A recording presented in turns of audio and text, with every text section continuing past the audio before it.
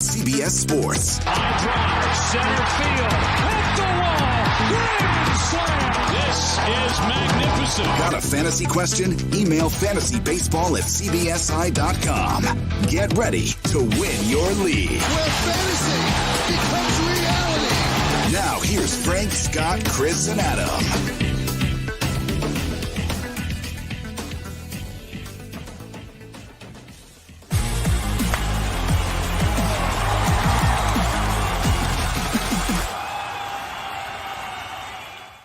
What's going on, everybody? Happy Monday and welcome into Fantasy Baseball today on August 30th. Frank Stanfield joined by Scott White here to recap the weekend. We have a whole bunch of waiver ads, maybe some drops. Can you drop Cody Bellinger? I mean, there's only 1 month of the season left, so I don't know what we're still doing. Some prospect notes and more. How you doing, Scotty? How was the weekend? Did you see how I suddenly moved those books? There's like some library books, some children's library books right here. And I just suddenly moved them out of view. Scott, you did it so subtly, I didn't even notice. I know. I drew attention to it anyway. So what was the point of doing it subtly? I might as well have been like banging pots and pans around here. You know, I don't know. Yeah, they're out of sight now. Out of sight, out of mind. True that. How's the weekend? It's fine. It's good. Nothing adventurous? No. Right. That's fine. Honestly, I feel like it could have been a better weekend for you, Scott, considering you absolutely nailed it with Keibert Ruiz, the catcher prospect for the Washington Nationals. And we spoke about him on Friday's podcast. He was part of your prospect report article that was on the site. We told everybody about it. Now he is expected to be promoted on Monday, absolutely crushing it this year at AAA, batting .310, 21 homers, 59 RBI. He's 23% rostered. Where are we thinking he fits into the catcher ranks? Because I think even in some one catcher leagues, you could probably pick him up and start him right away. I know prospects, they struggle, yada, yada, yada, but the catcher position is bad. It's very bad. It is. And I think now that Keibert Ruiz has developed power, it looks like a considerable amount of power. I have a lot of confidence he's going to become a stud at some point. You put the bat on the ball as often as he does, and you can drive it out of the park. And, you know, it's not like the Nationals or the Dodgers. They don't have this great catcher surplus or a tendency to split the job. I think it's inevitable Keibert Ruiz is going to develop into a stud.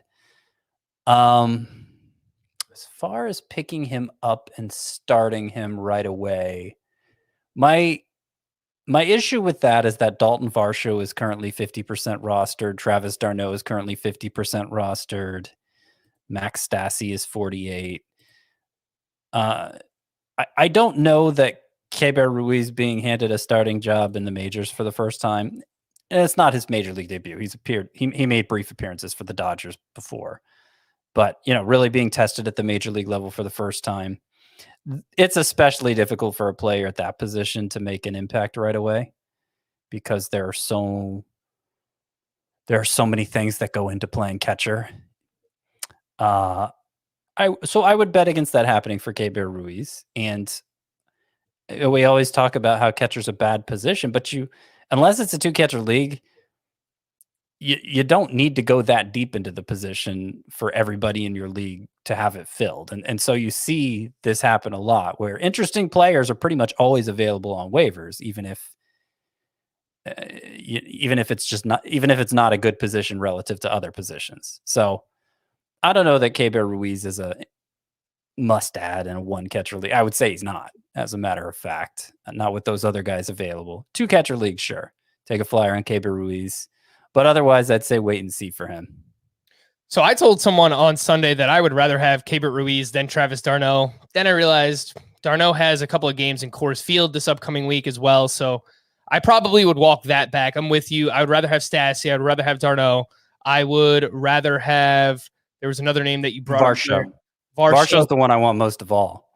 Yeah, I think that's pretty close with Keibert Ruiz, but I could get behind it just because playing time is probably going to be more plentiful for Varsho. He's playing in the outfield, but there's injuries to Wilson Contreras. JT Realmuto is currently banged up a little bit. So I could see in a one catcher league where you might need someone. Would you take Keibert Ruiz over Elias Diaz from the Rockies? No, not with the Rockies playing 4 games at Coors Field this week, and the other 3 games are against the Rangers. I mean, Elias Diaz is kind of like many Rockies hitters. Yeah. You know, you do the home and away thing with him. But for right now, I would say that I'd rather have Elias Diaz. Ruiz or Eric Haas? Yeah. Is Haas back yet from the IL? Yeah, he It's returned. like he just got back. Returned Yeah. this weekend. I'm going to have to say Haas. He's going to get the playing time, a lot of power. Obviously, if Keibert Ruiz hits the ground running, then we're going to have to rerun these calculations. But I think these other catchers have proven enough at this point that I'm not really looking to upgrade. All right, a few more names. Zunino, I'd stick with Zunino. Omar Narvaez. I'd stick with Narvaez. Last one, Carson Kelly. Now, that might be interesting. Let me see because I know Varsho's stealing some starts from Kelly. You could, if you wanted to gamble on the upside of Ruiz, you could do that. Okay, so it sounds like you're probably going to slot Ruiz somewhere in the 16 to 20 range, which has names like Luis Torrens, Sean Murphy, Jan Gomes, Yadier Molina, and Christian. To start out. But, we're going to be doing the Keibert countdown, waiting to see when he does become the stud that I think he'll inevitably be. We were talking beforehand. Scott's talking to me about Keibert and Care Bear. I'm just like, I don't know. I have no idea what you're talking about. The Care Bears countdown? Yeah, it's a deep cut. Yeah, I wasn't part of the Care Bear lifestyle. No, it's a little. there was a small window there.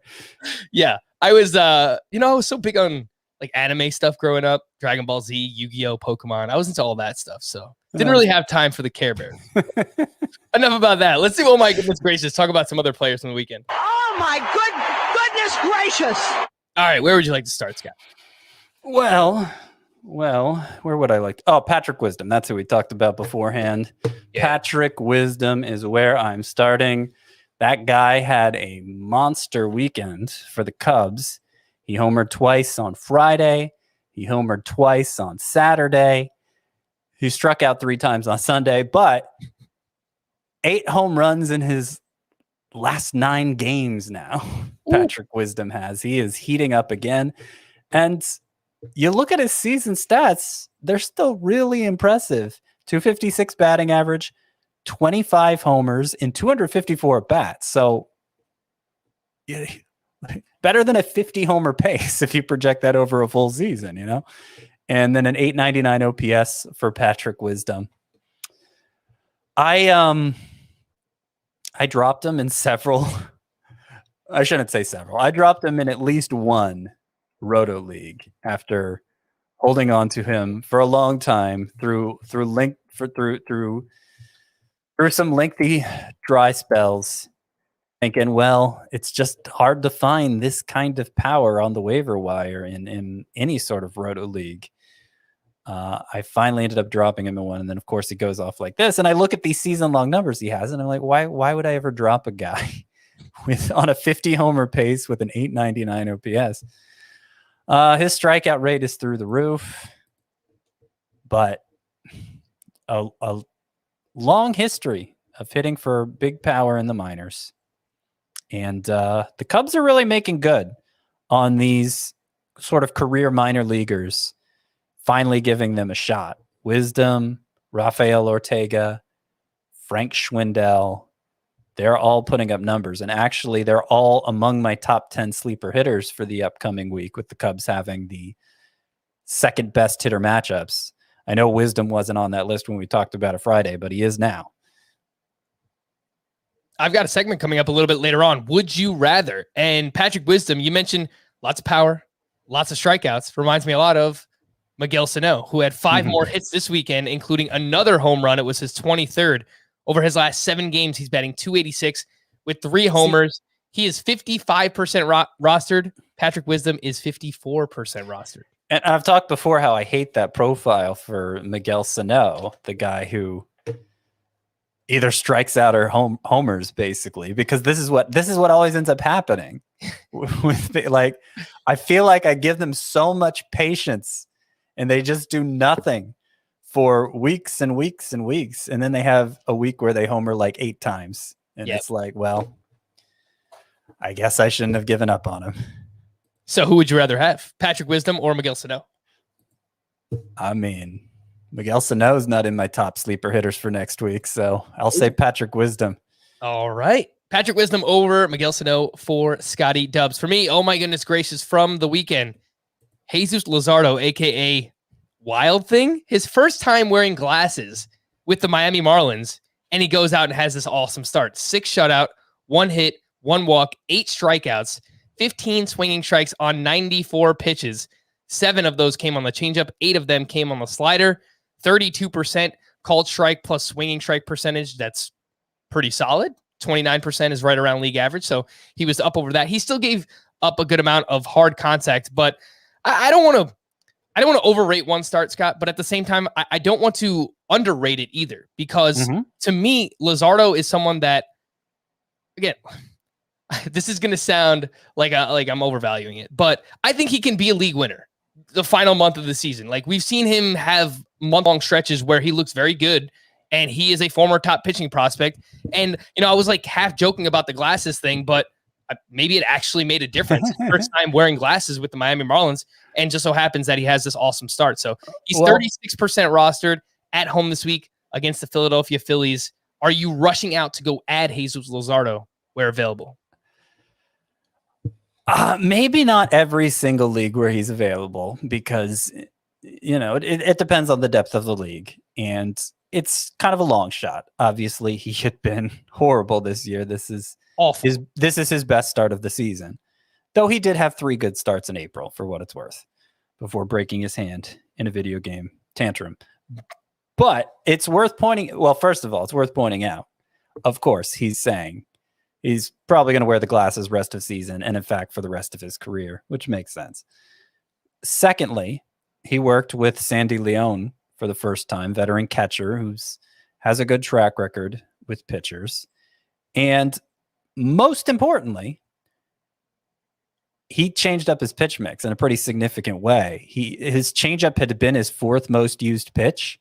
He threw it 30% of the time in this start and got 7 of his swinging strikes on it. In fact, his fastball was only his 3rd most used pitch. He went off speed heavy, and it seemed like his off speed pitches. He's somebody in the minors who earned high marks for his secondary arsenal. But just watching him pitch too, he just looked so in command. He looked like he really knew what he was doing and was having fun, and was Joey Votto left shaking his head, and it was really impressive to watch. And I think he may have figured some things out in this start. So, maybe he goes back next time and gets blown out again, and then we can say, oh, well, better luck next year. But if you're hurting for pitching, and Ranger Suarez isn't out there anymore, and, at this point, I might be picking up Kyle Freeland over Jesus Luzardo too. But otherwise, Luzardo is somebody to target. Yep. And more on those starting pitchers a little bit later on in the podcast. And you know what really grinds my gears, Scott? I tweeted about Jesus Luzardo on Sunday, and I didn't even give an opinion. I just tweeted out his stat line. I said, whoa there, Jesus Luzardo. And I had a bunch of people responding to me, oh, well, the Reds are awful against left-handed pitching, and every bad pitcher can run into a good start. And I'm just like, I am guilty of this at times too, being negative, but it's like, I didn't even say anything about the guy. Like, people were coming up with all these different kind of excuses for why Jesus Luzardo had this good start. I'm just like, let it be, man. Like, he's a former prospect. We want to see these guys succeed. I mean, that's what it's all about. And it really kind of, it flustered me. It made me very, but yeah. What are you going to do? I'm excited for the guy. I'm excited for Luzardo. I don't think he's a must add, but if you have the ability to stash him right now, I wouldn't throw him right back in the lineup. He faces the Phillies this week. Let's see if he can build off of this. But obviously, this was a really, really good start for a former top pitching prospect. So I am very excited about it. And someone else who I'm pretty excited about as well, not to the same level as Jesus Luzardo, doesn't have the same prospect pedigree, But Glenn Otto, I did want to talk about him early on here because he made his debut on Friday, and he's someone who we talked a little bit about last week. And I know that you liked him earlier in the season, and you were watching him very closely in the minors. You actually had him on your Scott White dynasty. But had is the key tense there. Yeah, he makes his debut against the Houston Astros of all teams. Goes 5 shutout on Friday, 2 hits, 0 walks, 7 strikeouts, only 9 swinging strikes on 73 pitches, but that's about a 12% swinging strike rate. And against the Astros. Yeah, and 8 of those came on the slider. The pitch mix, it's mostly slider, fastball. He mixed in the changeup and curveball a little bit, 8 to 10% each on those other pitches.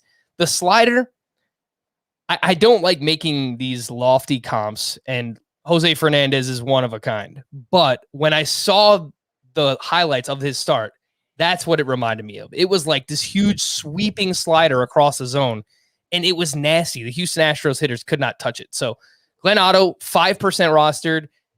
I don't know if he's going to make another start this week. I've looked around, and it seems like the Rangers rotation is kind of in flux. They have some people on the COVID IL right now. So they didn't send him right back down to the minors. So, yeah. So I take that as a good sign. They're planning on him starting again.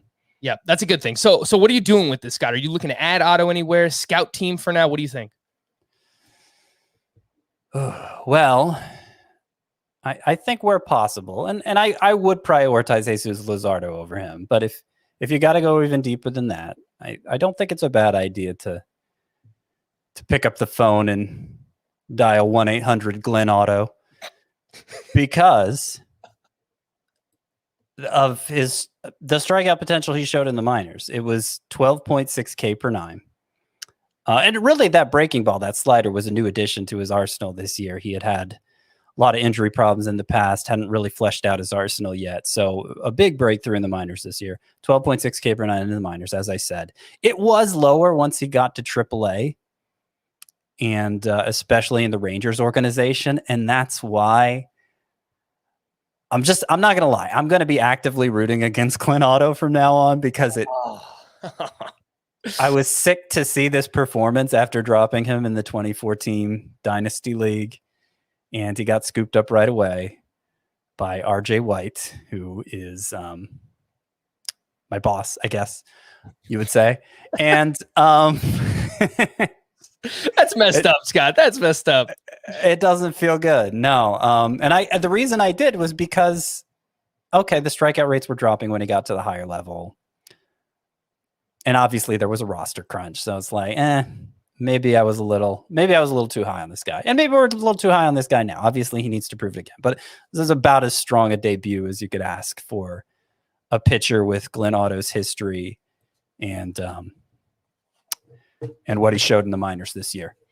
All right, so deeper leagues, I think you can add him. I play in a 15-team 5x5 roto league where he was added for $3 out of a $1,000 budget. So that is obviously a very small amount. So any deep league like that, or throw him on the scout team in shallower leagues for now. But Glenn Otto, definitely a name to pay attention to. Before we hit the news and notes, the 2021 Fantasy Football Today Draftathon supporting St. Jude is this Wednesday, September 1st. Just as fantasy draft season is getting underway, tune in to the 6-hour stream for nonstop fantasy advice, 6 p.m.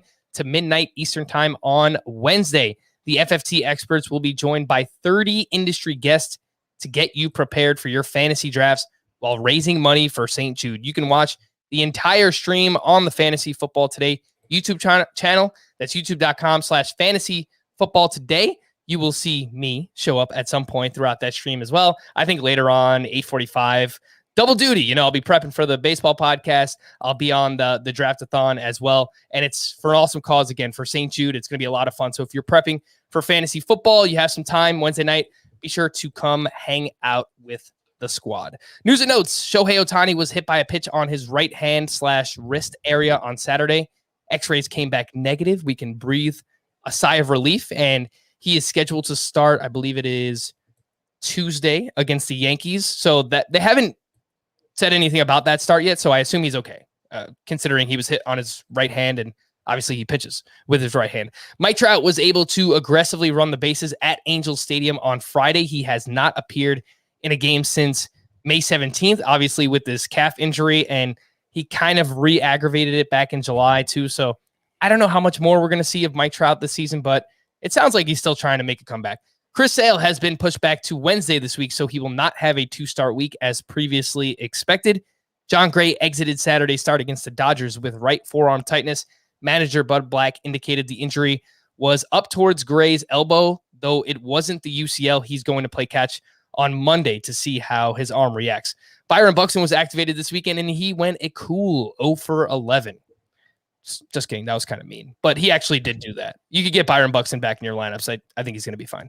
Kenta Maeda is scheduled for elbow surgery this upcoming week and will miss the remainder of the season. The extent of the surgery is yet to be revealed, but Tommy John is an option for Maeda and would just absolutely crush his keeper dynasty value. So we'll see, but either way, this sounds pretty serious for Kenta Maeda. Mike Moustakas was removed from Saturday's game with hip tightness. He's batting 173 since returning from the IL. Scott, can we drop Mike Moustakas? I would be fine with that. Would you be okay dropping him for someone like Patrick Wisdom or Miguel Sano? Yeah, either one of those would be fine. Okay, yeah. Moustakas is down to 61% rostered, so I think a lot of people are already making that move. Eddie Rosario made his Braves debut this weekend. He went 2 for 4 with his 10th stolen base. On Sunday, he's 64% rostered.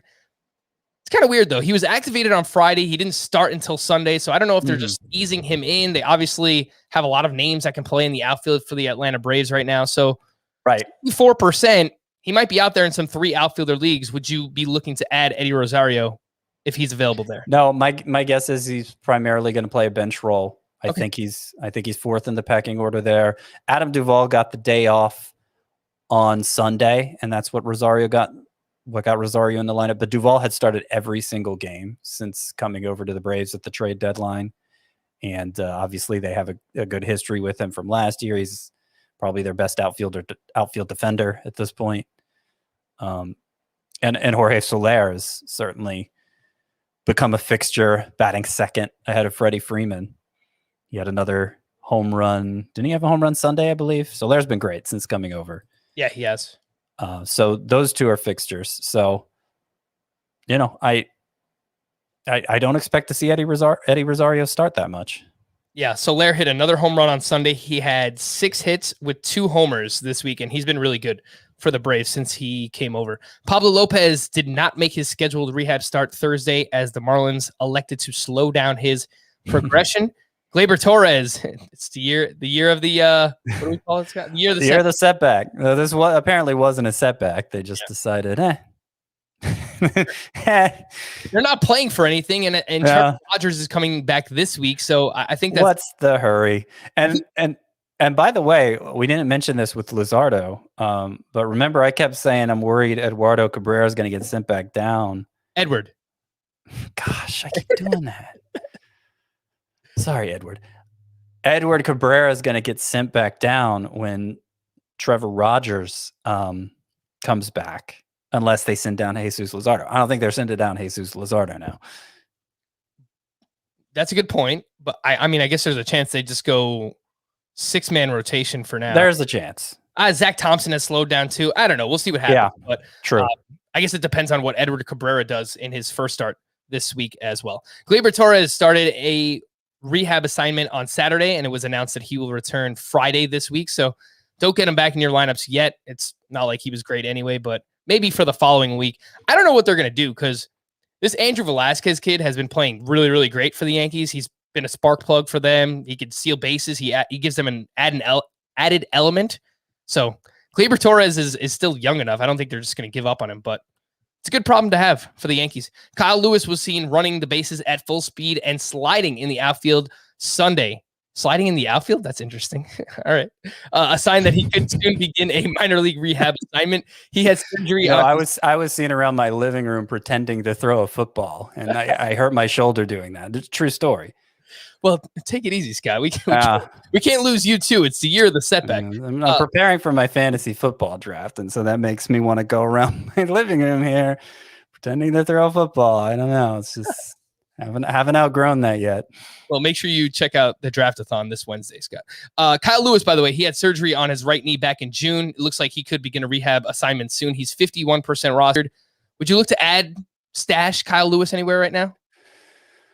Yeah, 5 outfielder leagues. All right. Yeah, I think that makes sense too. Tony Gonsolin will throw a simulated game on Monday. He's on the IL with a shoulder injury. Touki Toussaint pitched in relief Sunday with Ian Anderson back. Now, they could go to a 6-man rotation, but they haven't revealed that yet. Scott, should we drop Touki Toussaint? There's some starting pitchers emerging here. Would you drop him for someone like Jesus Luzardo? I probably would want to see how it plays out first. I'm not so sold on Luzardo that I'd be ready to do that. Okay. However, I would drop Touki Toussaint for Ranger Suarez if you hadn't made that move yet. Suarez is still like 50% available. Yep, more on him in a little bit. Touki Toussaint is currently 62% rostered on CBS. Chas McCormick is set to begin a rehab assignment this week. And do you think he'll take playing time away from Jake Myers, who continues to hit well? Yeah, it's possible. Myers has hit well enough that I could see it going. Like he's hit well enough that I could see him keeping the job, but he hasn't hit so well that I think he's got it locked up already.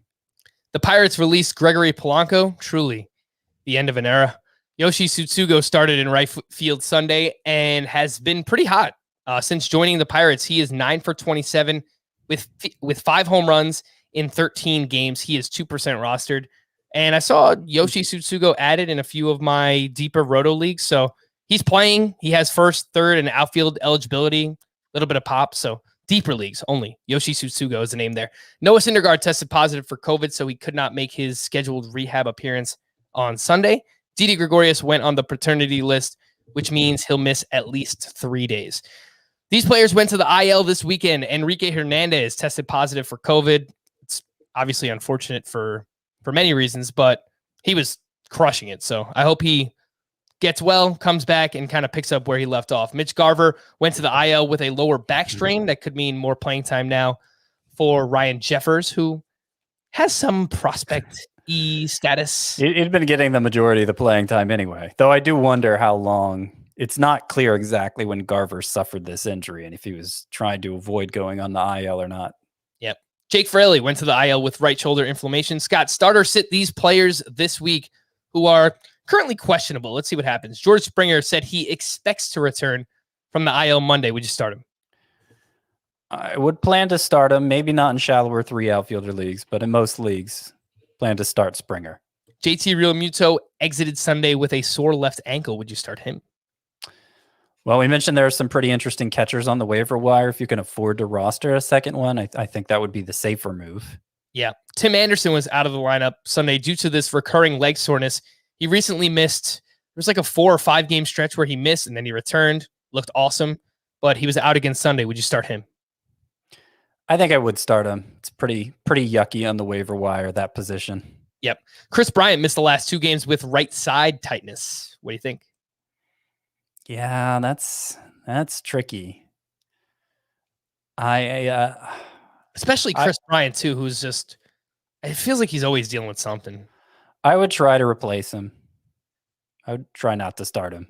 Yeah. And look, there's Patrick Wisdom, there's Miguel Sano. So there are some third basemen there, there outfielders available as well.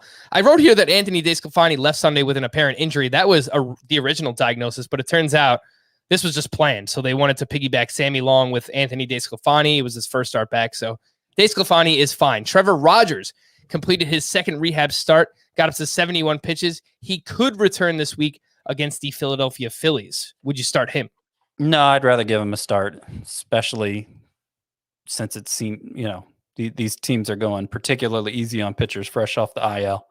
Cole Irvin is dealing with a hip injury, and he threw a bullpen session on Saturday. He remains on track to make his next scheduled start Tuesday against the Tigers. It's a pretty good matchup. Would you start Cole Irvin? I'd try not to. It's it was like a SPARP in a points league. Yep. Because he's in line for 2 starts, but of course he could have a flare up with his hip again and not end up making that second start. So you have to factor that in. In the 1 points league where I have him, I am not planning to start him, but I at least thought about it. Chris Paddock will make his return on Monday, which sets him up for 2 starts against the D-backs and the Astros. So 1 good one, 1 bad one. No.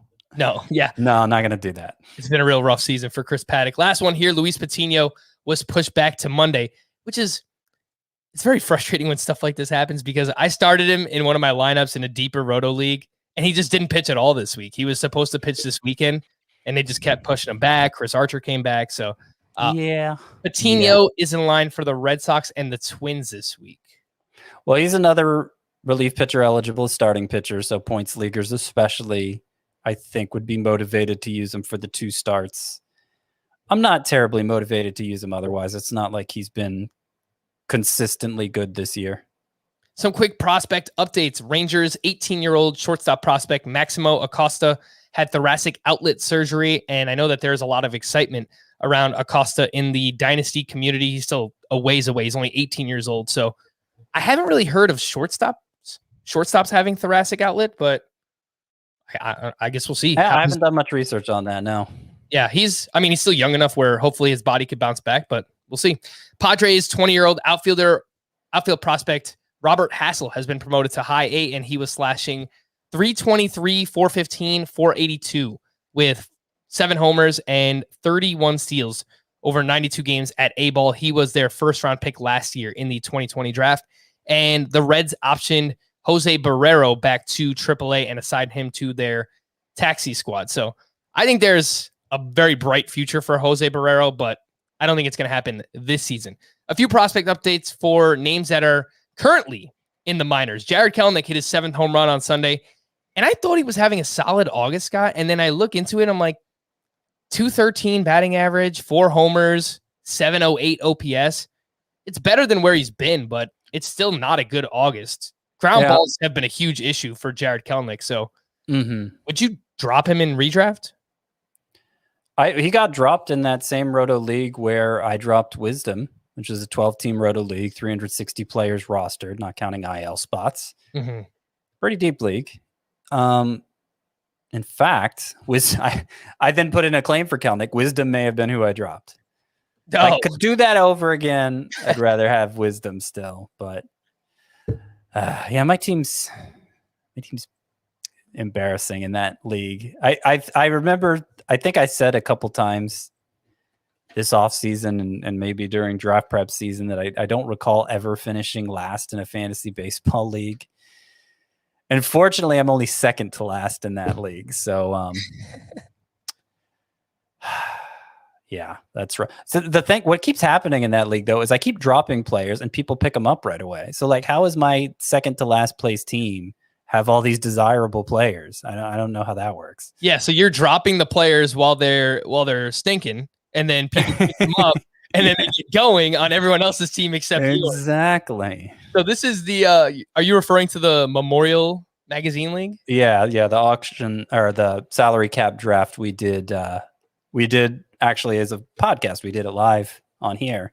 Well, I will just say, Adam Azer, if you're listening, I know you're not listening, but he was making fun of me because he said this was the worst roto team of all time, because I think through the first month or two I was in last place. I am now in 5th place, and I am ahead of you, Adam Azer. So take that. I had Luis Castillo as my ace, man. I just needed him to come around. A few of the prospect updates here. Jesus, do you want to drop Kelenic? I don't know if you gave an answer technically. I have no issues with you dropping Kelenic. If you want to hold on to him in case he turns things around, as it seems like Wander Franco has, that's fine too. But like, I don't think that's a high priority at this point. All right, Jesus Sanchez hit 2 monster homers this weekend, 443 feet and 415. The raw power is there, just needs to develop some consistency. I'm pretty excited about Jesus Sanchez. Matt Manning finally had an okay start because we needed something. 6 innings, 1 run, 5 strikeouts. His velocity was up across the board. Fastball velo, 94.7 miles per hour. That was up from his season average. Slider velocity as well was up. I don't think you need to add Matt Manning, but again, we needed to see something, and that was a pretty good something. And last but not least, you mentioned his name, Wander Franco, currently has a 29-game on-base streak. Again, he is 20 years old. He's going to be good. He's going to be a good one. Let's take a quick break. When we return, talk about a few bullpens earlier than we normally do. We'll do that here, Fantasy Baseball Today. So there's a lot going on in these bullpens, Scott. Let's get after it. After an 11.42 ERA in August, the Rockies have removed Daniel Bard from the closer's role. If you started him in a CBS Points League this week, like I did in the Scott White Dynasty League, he gave you minus 21.5 fantasy points. That is ridiculous. Oh. I can't tell you the last time I saw something that bad, but sheesh, man. Negative 21.5. Anyway, Carlos Estevez picked up the save on Friday and is only 4% rostered. He went for $26 out of 1,000 in my 15-team roto. I'm going to throw a few situations at you, Scott, and then you rank these players. Sergio Romo got the save Saturday for the A's. Andrew Chafin got the save on Sunday. Lou Trevino apparently is being given a break from the closer's role after taking 3 straight losses last week. That comes according to manager Bob Melvin. Adam Ottavino had saves both on Friday and Saturday for the Red Sox. He is 19% rostered. Alex Reyes blew another save on Sunday. And after the game, manager Mike Schilt said the team will evaluate the right-hander's role moving forward. Giovanni Gallegos is 32% rostered. So, Scott, how would you rank these saves options, potential saves options? Carlos Estevez, Adam Ottavino, Giovanni Gallegos, and the A's relievers. Are we including Trevino among the A's relievers? No. Let's go with Sergio Romo and Andrew Chafin. Okay. I'm going to go Adam Ottavino number 1, followed by Giovanni Gallegos. And that's kind of all I care about. Maybe Carlos Estevez third. I don't think the A's are making a change, really. I expect to see Trevino back in that role. I mean, I don't think any of them are making a long-term change for what it's worth. This is purely speculative, but Ottavino, he's gotten 3 saves, I think, since they pulled Matt Barnes from that role. So he's becoming the most ingrained at this point. Yep, I think that is definitely fair. We'll see what happens with the Cardinals too, because that's a pretty interesting one. Gallegos is having a really good season, another really good season. Last note here on bullpens. James Karinchak was demoted to AAA over the weekend. He had a 9.75 ERA over his previous 15 appearances. He's still 61% rostered. Can we drop James Karinchak? Yes. And no, it's good that you can drop him. And look, Emmanuel Class A, clearly the closer now, so it's good to get that clarity as well. But like James Karinchak, the struggles are wholesale here. It's not just that he's given up a bunch of runs. First half of this season, 41 appearances, 15.6 K per 9. Amazing. Second half, 18 appearances, 5.4 K per 9. 15.6 to 5.4. And I'm sure if you looked at strikeout percentage, the disparity would be even greater, because obviously he's given up more base runners during that stretch where it's 5.6 K per 9. So he's just lost it. And I don't know how much that has to do with the foreign substances, or if it's just because it doesn't look like in June he had big strikeout problems. Yeah, that's what I was just going to check right now. So he still averaged 13.1 K per 9, a 33% strikeout rate in the month of June. So I'm not exactly sure. The walks went way up in that month, so maybe that contributed, but yeah, there was a video circulating earlier in the season of James Karinchak with some kind of, I don't know, his hand sticking to his glove or his hat or something like that. So, I mean, I don't know. I didn't make the video, but it was out there. So, I don't know. And I'm not going to just throw like wild speculation out there, but Shane Bieber went on the IL right around the sticky substance stuff, and I don't know. We haven't seen him in a long time, so I don't know. Let's see. But James Karinchak, yeah, he hasn't been good for the entire second half. He's been demoted. You can drop him in all your leagues, which I assume are mostly roto leagues. Let's get back to the hitters. Let's rank these hitters in shallower leagues. CJ Cron hit 3 home runs on the road this past week. I know that he is atop your sleeper hitters this week. Jorge Soler, we mentioned, been really good for the Braves since coming over. He's batting .283, 7 homers in 25 games with Atlanta, 75% rostered. And then Tyler Naquin, he hit another homer on Friday, and in the month of August, batting .400, 6 homers, 69% rostered. How would you rank these three, Scott? CJ Cron, Soler, Naquin. You just did. Sweet. I assume you're not shying away from CJ Cron. He's having a really good year overall. I mean, not a lot of consistency because there are big splits numbers. Yeah, but dramatic difference home and away, which is why it was nice that he hit 3 home runs on the road this past week. I'd actually hoped he would struggle in the road and get dropped in some leagues so we can pick him up again.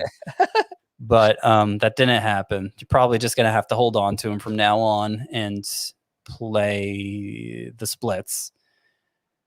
Yeah. You're very menacing as a fantasy baseball player. I just realized you're rooting against Glenn Otto because he got picked up by someone else. You're hoping that CJ Cron is awful on the road so he gets dropped and you can pick him up. Well, it's all about me, Frank. It's all about me and my fantasy teams. I never saw the side of you. Well, you haven't been looking hard enough.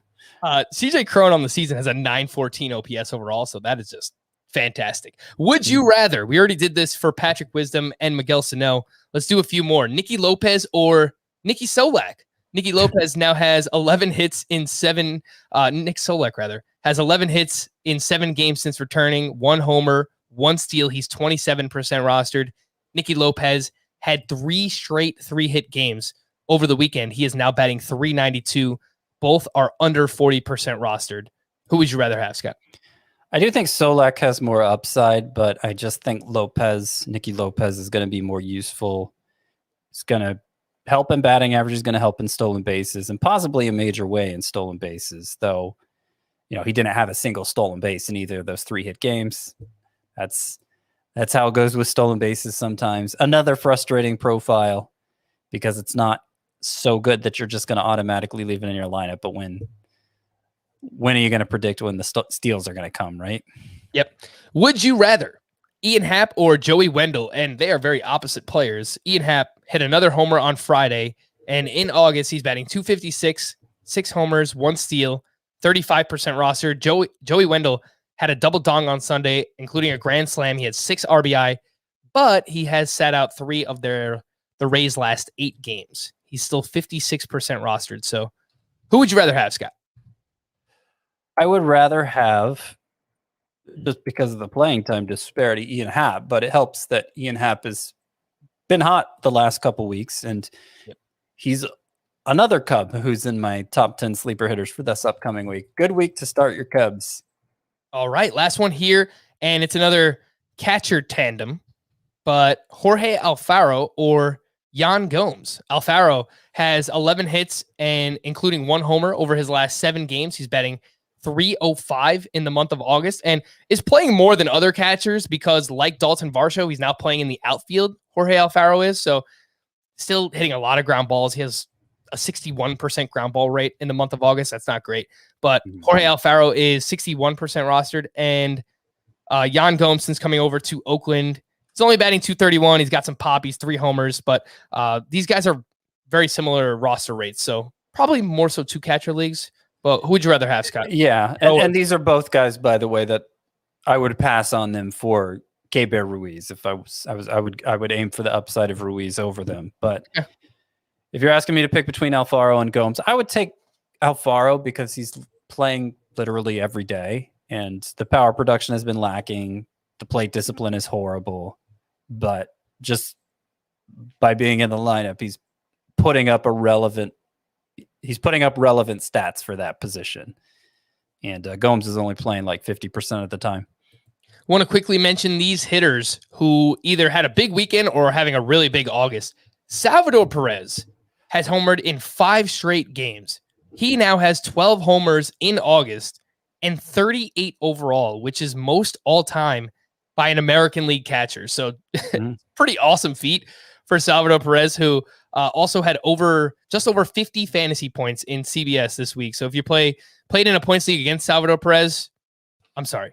Yasmani Grandal, it was a big weekend for catchers. He returned on Friday. He had 4 hits in that game, a double dong, 8 RBI on Friday. And then he went 2 for 4 with another homer on Sunday. Yasmani Grandal is 87% rostered. Might be out there in some shallower 8-team, 10-team, whatever it is. Get Yasmani Grandal on your team if you can.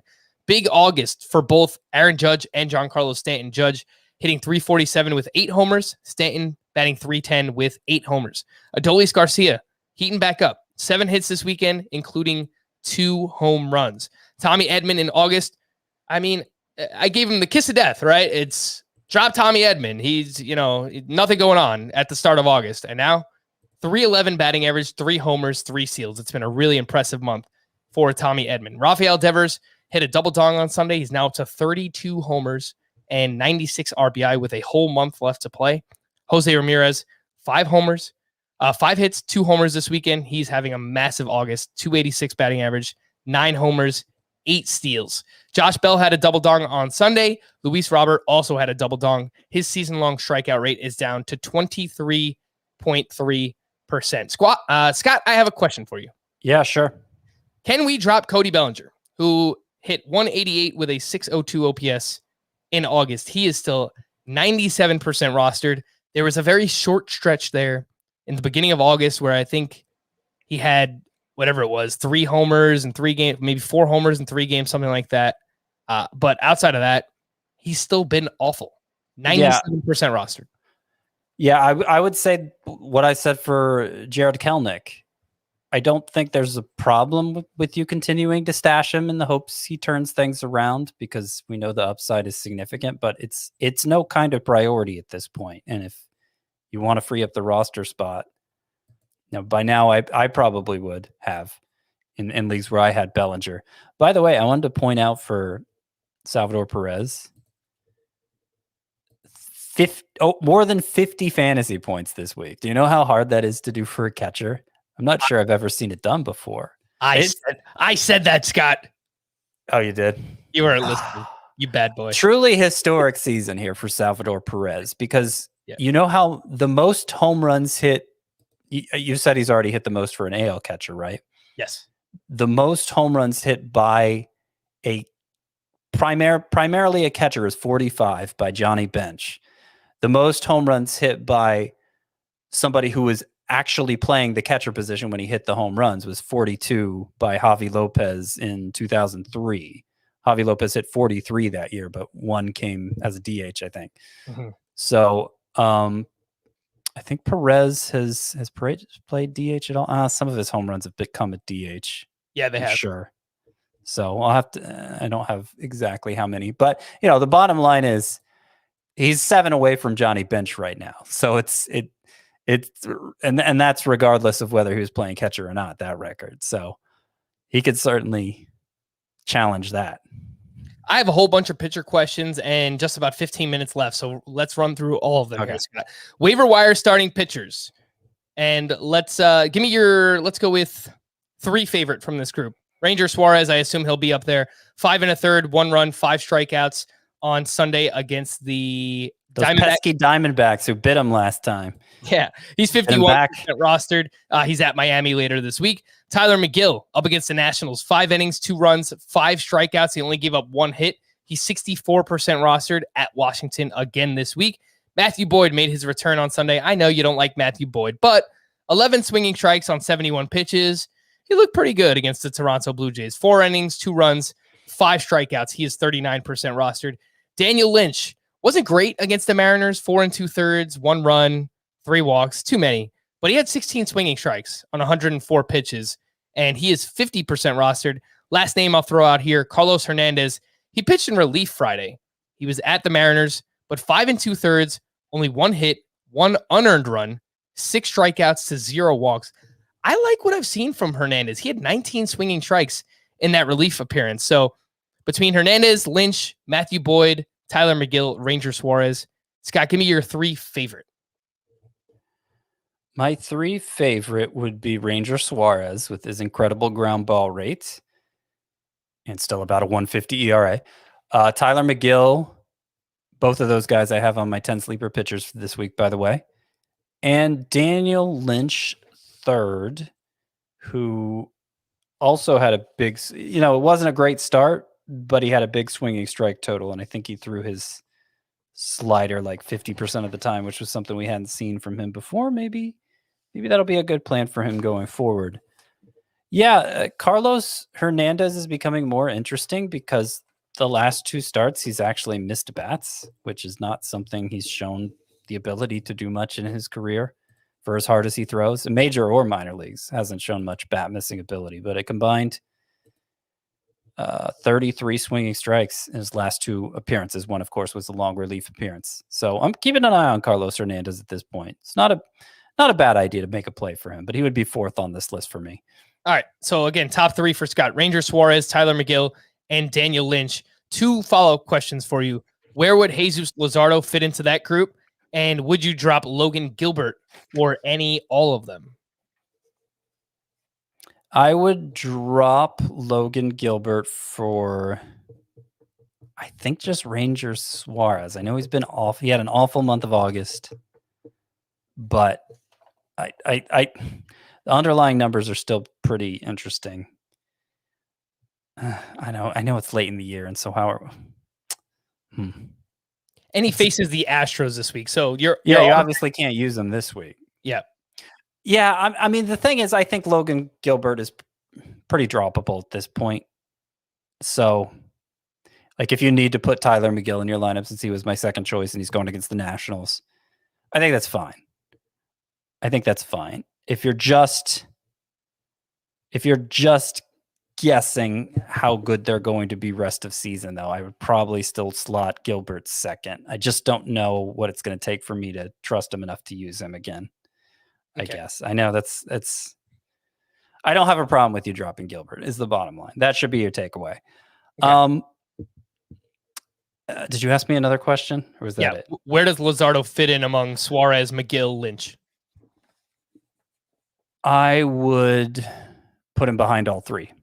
All right. Would he be ahead of Carlos Hernandez? Yeah, I think so.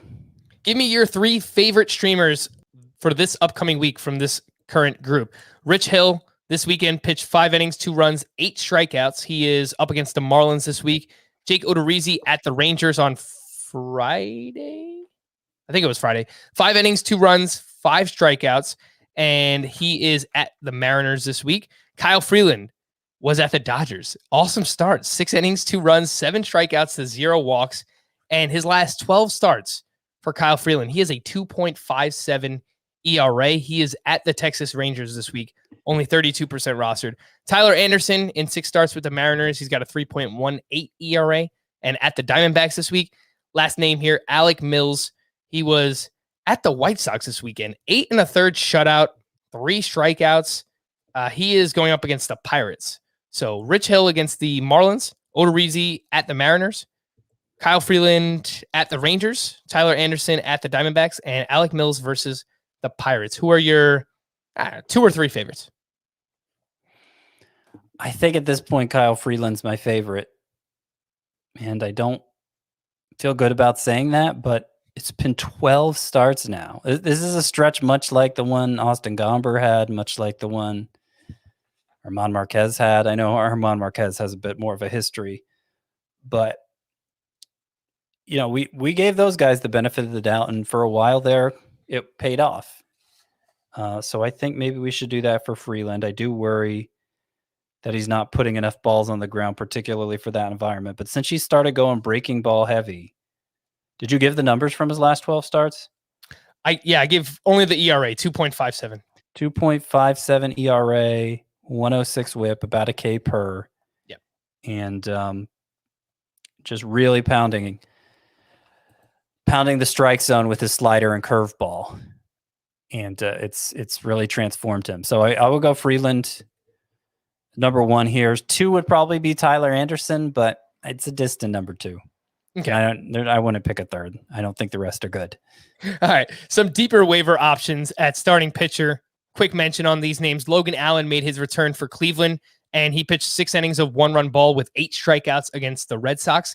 Ronaldo Lopez, 5 innings of relief. This is probably more so just a roto play, but because now he's in the bullpen, but 5 perfect innings with 7 strikeouts in relief on Friday. Chris Archer was at the Orioles on Sunday.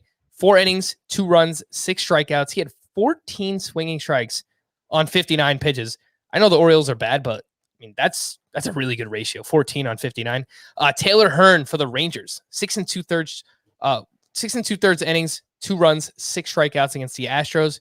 Antonio Senzatella, I know it's Antonio Senzatella, but 7 shutout against with 5 strikeouts against the Dodgers. Over his last 4 starts, he has a 2.08 ERA. So this is for deeper league, Scott. Logan Allen, Ronaldo Lopez, Archer, Taylor Hearn, Antonio Senzatella. Anything? I'd probably Ronaldo Lopez is the most interesting, even though he doesn't have a rotation spot. So that probably tells you everything you need to know. I'm keeping my eye on Chris Archer. He's got to build up, obviously, but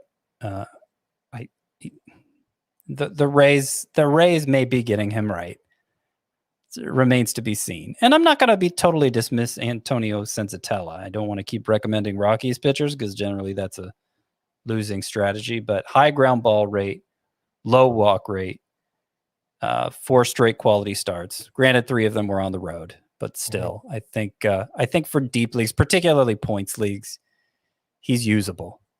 Yeah, and you don't want to use him this week. He's at home in Coors Field against the Atlanta Braves, so keep that in mind. He has pitched much better, but it's a really rough matchup this week for Antonio Senzatella.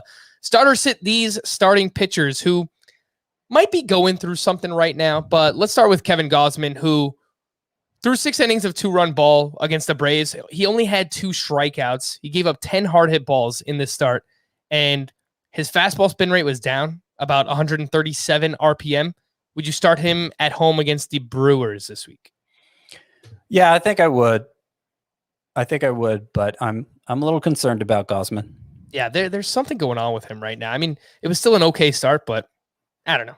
Something's going on. Sean Manaea, in 10 starts since the beginning of July, he has a 5.94 ERA, but it comes with a 3.41 xFIP. So he's had some bad luck. The swinging strikes are still there. He's getting ground balls, is giving up a lot of hard contact. Starter sit Sean Manaea this week at the Detroit Tigers. Yeah, the matchup helps. And he's been getting home runs have been killing him. He gave up 8 home runs in 5 August starts at a 9.90 ERA for the month. Rough. That's bad, but apart from that, you know, the normal measures of what makes a pitcher good or not, he hasn't changed that much. Cal Quantrill, over his last 10 starts, has a 1.77 ERA and looked pretty good against the Red Sox this weekend. 7 innings of 2-run ball. He is at the Red Sox again this week. Would you start Cal Quantrill there? I don't think I would. But whether or not to pick him up, that question's kind of already been answered because he's 79% roster now. Yep. He's been a tough one to figure out, Cal Quantrill, but he has been 2 earned runs or fewer in 8 of his last 9 starts. His overall ERA is down to 2.93 now. Wow. So I don't really trust it. I think you could probably do better than to start him in a 1-start week against the Red Sox, but it's your call, obviously. All right. Maybe as a sparp. I know he has RP eligibility in points leagues. John Means, he was okay against the Tampa Bay Rays. 6 1/3, 2 runs. He had 5 strikeouts. However, he is at the New York Yankees this week. Would you start or sit John Means? Yeah, bad place for a fly ball pitcher, bad lineup for a fly ball pitcher. So I would sit him, but 2 quality starts in a row. It's nice to see. Yeah, let's see where it goes. Ian Anderson made his return against the Giants, 5 2/3 shutout. However, he had 0 strikeouts and 2 walks. Walks, not bad there for Ian Anderson. He's at the Rockies this week, so I'm guessing we want to sit him, but it was an okay return. It was. Yeah, he's been a weird one to figure out too, because his strikeout rate is much lower. His swinging strike rate is almost exactly the same. And he's got a great ground ball rate too. So, you know, he might be another Max Fried-like pitcher when you add it all up. And I think we were hoping he would be more of a true ace from what we saw of him as a rookie last year. And you know, maybe he still will be, but right now I would be more, I'm thinking his upside is more like that of a number 3 in fantasy, kind of like Max Fried. All right, last one here. Kyle Hendricks got bombed by the White Sox on Sunday. 4 2/3, 7 hits, 8 earned runs. He gave up 3 homers in that start, and over his last 7 starts, he has a 6.92 ERA. Starter sit against the Pirates this week. He has a 6 ERA on the dot in 3 starts against the Pirates this season.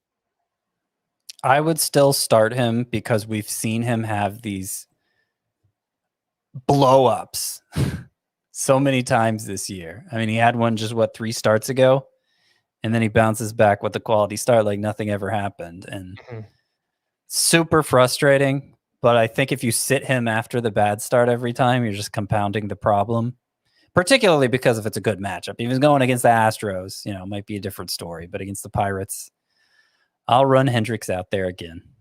Yeah. Honestly, if it was a tough matchup, I would argue I would bring his name up as a possibility to drop, which I know sounds crazy because it's Kyle Hendricks, but he has a 4.43 ERA, and all of his underlying peripherals line up with that. So it's been a really bad season, more contact, more walks, putting the ball in the air. It's not going to work out well for a soft tossing right-handed pitcher. Yeah, I mean, I don't pay as much attention to the peripherals with Hendricks. Yep. As we've talked about before. And it's worth pointing out he had that incredible quality start streak earlier this year where he looked as reliable as he ever has. But yeah, 2 really awful starts in the month of August that make you wish you never set eyes on him. Let's run through some studs from the weekend, some stud starting pitchers. On Friday, Aaron Nola, 5 1/3, 2 runs, 7 strikeouts. Not really a studly performance. Actually, he probably should have been in starter sit. Would you start him at the Washington Nationals this week? Yeah.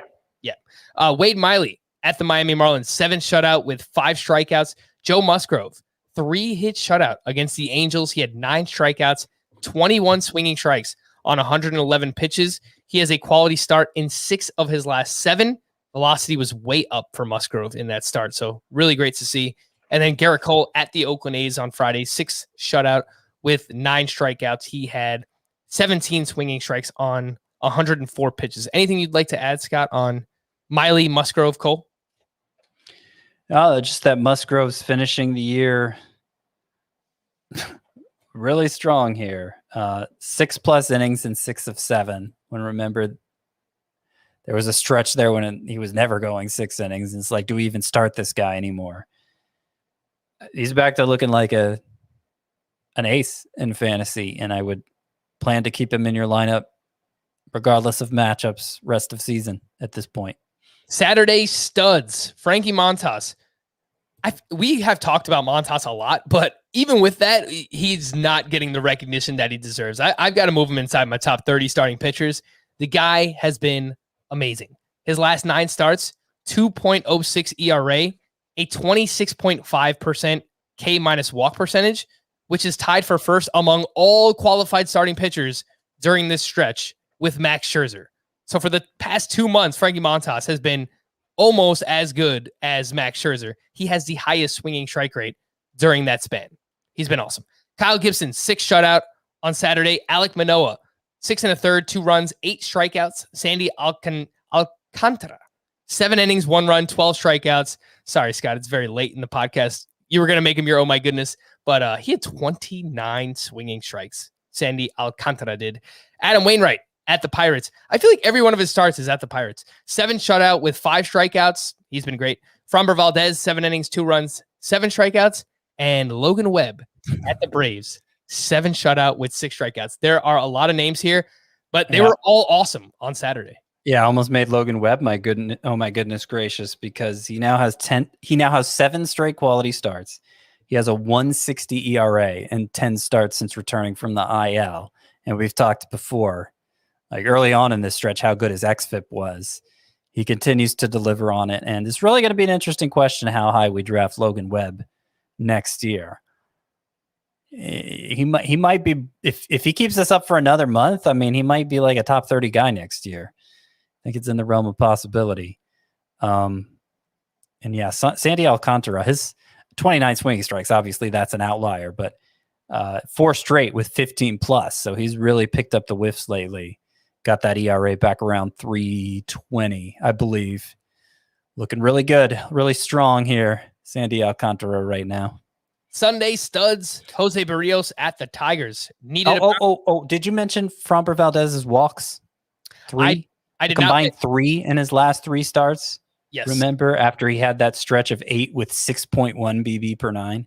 Yeah. So, it comes and goes, the control issues, but it looks like he's back on track for now. Yeah, for sure. No, it's a really good point. I had that note there, but I didn't mention it, so I'm happy you did. Sunday studs, Jose Barrios needed a bounce back, and he got it. 7 innings, 1 run, 0 earned, 11 strikeouts to 0 walks. And then Dylan Cease up against the Cubs, 6 innings, 1 run, 11 strikeouts. He had 17 swinging strikes. The velocity on his fastball was up in the start as well. Obviously, you're starting him this week at the Kansas City Royals. Anything you'd like to add on Barrios or Cease? Nope. Nice to see Barrios bounce back, but we weren't really concerned about him anyway. Call to the pen, a few more bullpen updates. Both Tyler Clippard and Ian Kennedy blew saves in the same game Friday, and then Ian Kennedy picked up a save. It was either Saturday or Sunday, but I know he bounced back. For the Twins, Alex Colomé picked up 2 saves this weekend, one on Friday, one on Saturday. He's 43% rostered. I don't think he's very good, but he's the closer. So if you need saves, Colomé is out there. For the Tampa Bay Rays on Saturday, Andrew Kittredge, 2 innings, picked up his 4th save. He has 2 of the last 3 saves for the Rays. I did see that Pete Fairbanks was recently activated, and I guess Nick Anderson is still on the mend, so there are a few more names coming to that Tampa Bay Rays bullpen. And for the Mariners on Sunday, Paul Sewald was used in the 8th inning. He gave up a run, and then Drew Steckenrider came out for the 9th, picked up his 7th save of the season. To stream or not to stream, we'll start with Monday. Bailey Ober at the Tigers, Luis Patino versus the Red Sox, Chris Paddock at the Diamondbacks, Johnny Cueto versus the Brewers, Drew Smyly at the Dodgers, and Tyler Gilbert versus the Padres. Don't love any of them.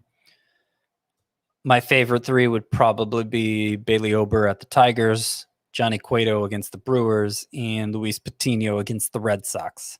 Yep, I don't mind Bailey Ober. He's looked pretty good recently, and that's a pretty good matchup. For Tuesday, we have Bryce Wilson at the White Sox, Mike Minor versus Cleveland, Austin Gomber at the Rangers, Trevor Williams, who is now on the Mets. He's going up against the Marlins, Patrick Corbin versus the Phillies, and Miles Michaelis at the Reds. I can't recommend Austin Gomber at the Rangers as emphatically as I'd like, but between Monday and Tuesday, he's probably the best play. Yeah, among these that you listed here. My second favorite on Tuesday would probably be Mike Minor against the Indians.